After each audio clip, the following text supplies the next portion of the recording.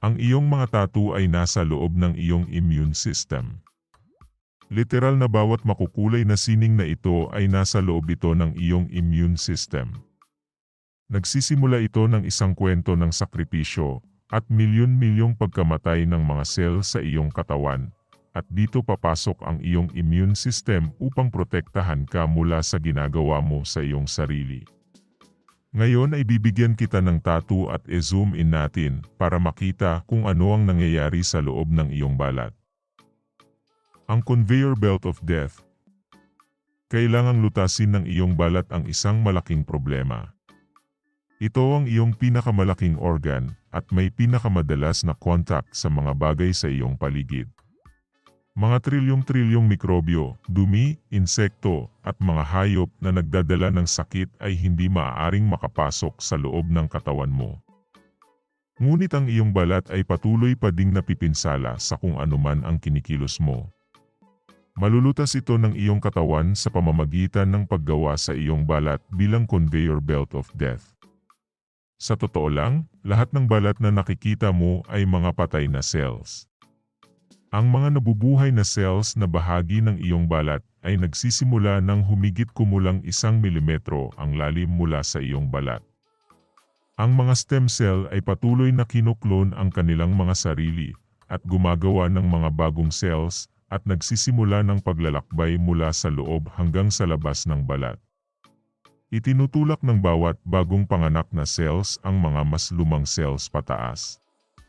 Habang tumatanda ang iyong mga cells sa balat, nagdidikit sila at gumagawa ng mga lamellar bodies, maliliit na bagay na naglalabas ng oil upang lumikha ng waterproof na panangga at magsara ng anumang sugat o mga cells na naghiwalay, at pagkatapos ay matutuyo ito at mamamatay at ito'y maghihilom. Ang wall of dead corpses ay patuloy na itutulak pataas. Hanggang sa 50 layer ng mga patay na cells ang sumasakop sa iyong buong katawan at patuloy na pinapalitan ng mga bagong cells na lumilipat pataas. Bawat oras, naglalabas ka ng humigit kumulang 200 milyong dead skin cell at lahat ng dumi o bakterya na dumikit sa kanila. Ang pagtato sa bahaging ito ng iyong balat ay magiging walang silbi dahil walang dumidikit.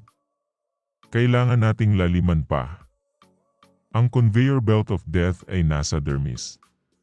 Puno ito ng structural tissue at mga cell, maliit na daluyan ng dugo, mga sensory cell na nagtatransmit ng signal sa mga nerve, mga ugat ng iyong buhok, mga sweat glands na kumokontrol sa iyong temperatura, at syempre, napakaraming immune cells na nagbabantay sa iyong balat.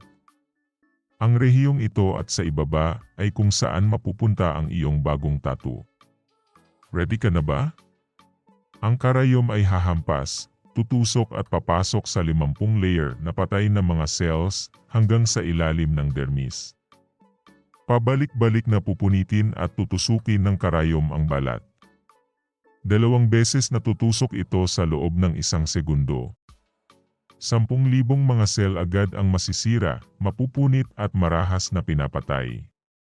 Sa kabutihang palad, nagsaliksik ka at pumili ng isang responsableng tattoo artist na nagdidisinpekta ng maayos sa kanilang mga gamit at sa iyong balat.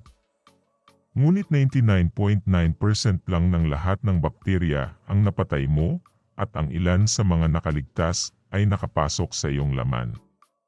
Sa madaling salita, ang iyong immune system ay hindi natuwa. Ang lahat ng pagkamatay at pagkasira ng iyong cells ay gumising sa daan-daang libong macrophage sa iyong mga dermis na nagmadaling puntahan ang bukas na mga sugat upang ipagtanggol ka.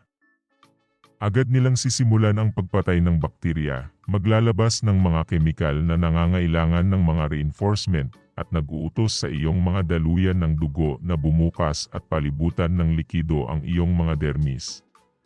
Ngunit mas masahol pa sa daan-daang sugat at ilang mananalakay ay ang tidal wave ng mga kemikal na bumabaha sa iyong tissue.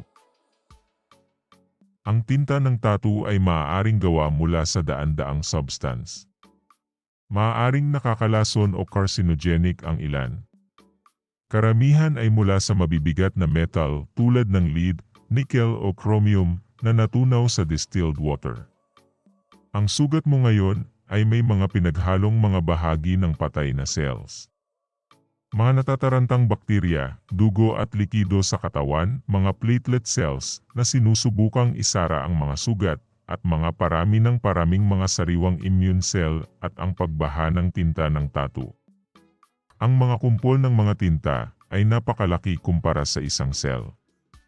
Ang iyong immune system ay may isang pangunahing trabaho. Ito ay ang kilalanin kung ano ang hindi nito kauri at durugin ito hanggang sa ito ay mamatay. Ang macrophages ay desperadong sinusubukang gawin yon. Tulad ng maliliit na octopus, nagpapahaba sila ng galamay at nagsisimulang hilain ang mga particle ng tinta paloob. Karaniwan, kapag kinain ng macrophage ang isang kaaway, binubugahan niya ito ng acid upang matunaw ito. Ngunit hindi ito gumagana sa tinta. Kahit subukan nila ito ng subukan ay hindi ito gumagana. Ang mga particle ay hindi nagre-react sa anumang paraan. Na kung tutuusin ay napakaliit na particle ito at madaling lamunin. Sa ngayon, ang mas malalaking tipak ay napapalibutan na ng libu-libong mga structural skin cells at mga macrophage na namumuno sa kanila at nilulunod ang mga ito ng acid at mga kemikal. At sinusubukang sirain at patayin ang mga ito. Ngunit hindi man lang gumagalaw ang mga ito kahit kaunti. Sa wakas aminin na ng iyong immune system na hindi siya mananalo sa laban. Kaya't gagawin ito ang pinakamagandang bagay. At ito ay ang hindi matalo. Hindi alam ng iyong mga cells kung gaano kapanganib ang mga metal at chemical na ito. Ngunit hindi nila maaaring hayaang kumalat ang mga ito sa paligid. Kaya mananatili lang ito sa pwesto. Hinihigop nila ang lahat ng mga particle na maaari nilang ipagkasya sa kanilang mga katawan. Itatrap nila at papalibutan ang mga mas malalaki at sila ang magsisilbing kulungan ng mga ito. Unti-unti, ang tinta sa loob ng libo-libong sugat ay nag-freeze na lang sa loob ng milyon-milyong immune cells magpakailanman. Sa labas ay hindi mo napapansin ang alinman sa mga ito. Ang iyong bagong tattoo ay sariwa at sobrang makulay. Sa sakit ang iyong balat, maiirita at mamamaga. Ngunit naghihilom ang mga sugat, nagsasara ang maliliit na butas, at pinapalitan ang mga patay na cells. Unti-unti, ginagawa ng conveyor belt of death ang trabaho nito. Naglalabas ng mga patay na cells na may kulay. At pinapalitan ang mga ito ng sariwa at malinis na cells. Ang iyong tattoo ay nagiging hindi gaanong makulay. Ngayon ang tinta ay wala na sa iyong balat kundi sa loob nito. Ngunit ang talagang nakikita mo ay ang iyong milyon-milyong mga macrophage na nananatili sa iyong mga dermis, matyagang hinahawakan ang tinta, at pinoprotektahan ang iyong katawan mula sa lason. Ang iyong immune system ang dahilan kung bakit ang iyong tattoo ay pang forever. Actually, walang forever. Sa paglipas ng panahon ang iyong mga macrophage ay tatanda at mamamatay at may mga bagong papasok upang kainin ang tinta at panatilihin ito sa lugar. Mapapansin mong medyo kukupas ang iyong tattoo at nagiging hindi gaanong sharp at crisp sa mga gilid nito. Ang ilan sa mga tinta ay ganap na nakatakas mula sa tattoo. Sinasakyan nito ang mga likidong dumadaloy mula sa iyong tissue at kumakalat sa iyong katawan, at ito ang isa pang dahilan kung bakit hindi dapat nakakalason ang tinta ng tattoo. Medyo ayaw din ng iyong immune system na alisin mo ang mga tattoo. Para gawin yon, kadalasan ang tinta ay ginagamitan ng laser. Ito ay nagpapainit sa mga particle hanggang sa masira ang mga ito sa mas maliliit na piraso. At sa prosesong ito ay maluluto ang iyong mga macrophage. Sa bawat round ng lasering, mas marami sa iyong tattoo ang nasisira at dinadala ng mga likido. Ngunit bawat oras ang mga bagong macrophage ay kikilos upang i-lock ang tinta sa tamang pwesto nito.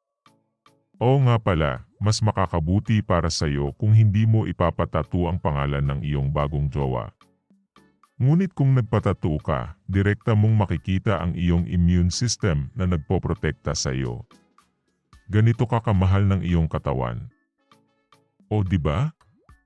At habang ang mga tattoo ay malamang na hindi gaanong kabig deal para sa iyong katawan kung ilalapat ng tama, alam mo na ngayon ang tungkol sa pakikibaka sa loob ng iyong balat at ang sakripisyo ng iyong mga kaibigang macrophage para lang magkaroon ka ng sining na yan magpakailanman.